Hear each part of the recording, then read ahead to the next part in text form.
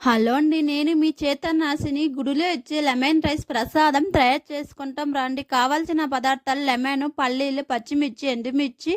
ఇప్పుడు ముందుగా లెమన్ తీసుకున్నాను. లెమన్ తీసి కట్ చేసి లెమన్ గుజ్జు తీసుకుంటున్నాను. ఇది ముందుగా వండిన అన్నంలో వేసి కలుపుతున్నాను. ఈ రైస్ చాలా బాగుంటుంది. పిల్లలు చాలా ఇష్టంగా తింటారు. ఇది 5 నిమిషాల్లో తయారు చేసుకోవచ్చు.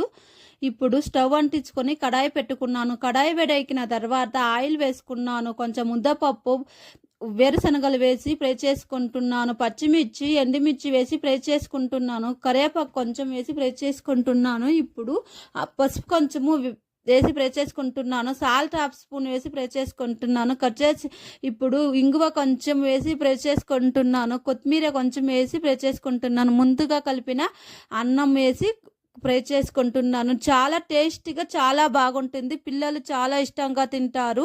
మీకు ఈ వీడియో